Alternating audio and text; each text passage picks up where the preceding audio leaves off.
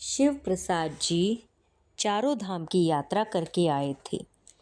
जब वे अपने द्वारा किए गए इस तीर्थ यात्रा का वर्णन करने लगते तो गांव की भीड़ इकट्ठी हो जाया करती थी।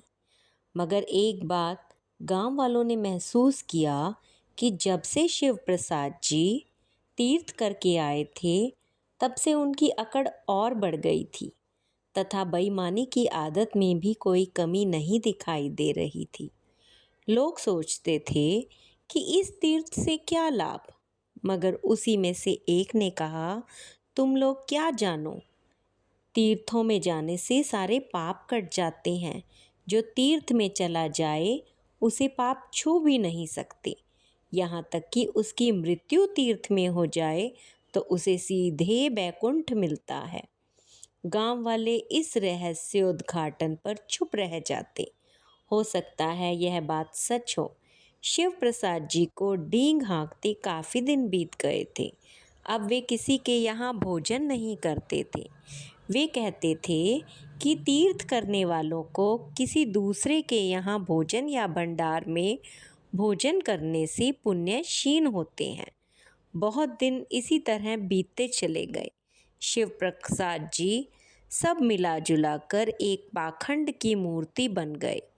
गले में रुद्राक्ष की माला, लंबी बड़ी हुई दाढ़ी, बड़े हुए बाल, खड़ाऊ पर चलना, बात बात में तीर्थाटन का वर्णन करना उनके जीवन का तो लक्ष्य ही बन गया था। एक बार बद्रीनाथ धाम के पुजारी संत जी पधारे। उनके मन में आया कि एक बार चलकर सभी यजमानों से मिला जाए तथा उनकी गतिविधि चाल चलन देखा जाए कि वे तीर्थ करने के बाद क्या कर रहे हैं। जब वे शिव प्रसाद जी के यहाँ आए तो उन्हें इनके चाल चलन को देखकर बहुत दुख हुआ और उनका दुख तब और बढ़ गया जब उन्होंने देखा कि वे अपने ही खानदान के एक सदस्य का मकान उसकी ही ज़मीन पर नहीं बनने दे रहे हैं। कह रहे थे कि यह ज़मीन हमारी है, जबकि पूरा गांव जानता था कि यह ज़मीन उसी की है जो उस पर मकान बनाना चाहता है। संत जी ने रात को सोते वक्त शिव प्रसाद जी से बात की और कहा, शिव प्रसाद जी, मुझे आपके आचरण से बड़ा दुख हुआ है। शिव प्रसाद जी समझे कि शायद उनके खाने पीने में कोई गड़बड़ी हो गई है। उन्होंने सफाई दी, संत जी, मैंने तो भोजन ब्राह्मण के हाथ से बनवाया था और सफाई का पूरा ध्यान रखा था। संत जी हंसने लगे। उन्होंने कहा, ऐसी बात नहीं है भाई, मुझे तो आपके व्यवहार, चाल चलन और आपके जीवन में जो चल रहा है उसे देखकर अत्यंत दुख हो रहा है। मैंने सुना है कि आपने तो संत मार्ग को छोड़कर पाखंड का मार्ग पकड़ लिया है।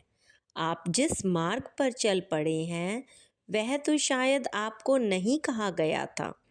तीर्थ का मतलब तो यह हुआ कि व्यक्ति अब वैसा आचरण नहीं करेगा जो इसके पहले करता था। इसका मतलब यह हुआ कि व्यक्ति अपना सुधार करेगा, जैसे झूठ न बोलना, सादगी से रहना, काम क्रोध का आश्रय न लेना, किसी से बेईमानी न करना, मुफ्त में किसी का न खाना इत्यादि। तीर्थ करने का मतलब बाल बढ़ा लेना, अपने ही परिजन के साथ बेईमानी करना तो नहीं हुआ। मैंने तो सोचा था तीर्थ करने के बाद आप संत बन चुके होंगे। आपने अपनी वेशभूषा ऐसी बना ली है कि शायद बहुत बड़ा तपस्वी भी आपके सामने फीका पड़ जाए और भीतर से इतने लोभी और अहंकारी हो गए हैं जितना शायद पहले कभी नहीं रहे होंगे। इसके अलावा आप यह समझ रहे हैं कि आपको बैकुंठ में निवास करने का पासपोर्ट मिल गया है।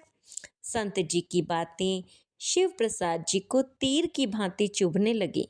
एक बार तो उनके मन में आया कि इस उपदेशक के बच्चे को तो अभी मारना शुरू कर दूं, मगर तुरंत उनका मन कुछ उलझन में पड़ गया और सोचने लगे कि आखिर इन सब बातों में उसने गलत ही क्या कहा। अगर सही बात झेलने का साहस मुझ में नहीं रहा तो मैं किस काम का आदमी हूँ।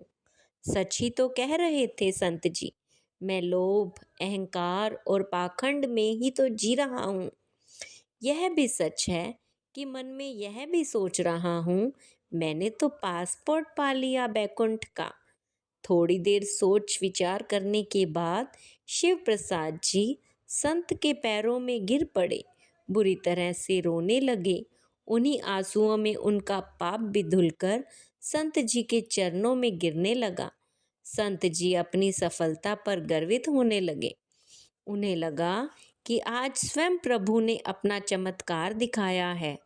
सुबह उठकर जब शिव प्रसाद जी ने अपनी दाढ़ी बनवाई तो लोग कौतूहलवश एक दूसरे का मुंह ताकने लगे। धीरे धीरे जब लोगों ने उनके अंदर परिवर्तन देखा तो लोगों का आश्चर्य और बढ़ने लगा। मगर सबसे बड़ा आश्चर्य उस समय हुआ जब शिव प्रसाद जी ने अपने परिजन के पैर पकड़ लिए और रोने लगे, और साथ ही साथ उन्होंने यह भी कहा, अगर आप मेरे जीते जी इसी जगह पर मकान नहीं बनाएंगे तो मेरी आत्मा को बड़ा कष्ट होगा। मैंने आपको बहुत परेशान किया है। दूसरे दिन उस मकान की नींव खोदी गई और मकान बनने लगा। मकान बनने के बाद सबसे पहले गृह प्रवेश के भोज में शिव प्रसाद जी को ही भोजन कराया गया। शिव प्रसाद जी की आंखों से प्रेम के आंसू बहने लगे और उन्होंने कहा, आज मैंने असली तीर्थ किया है।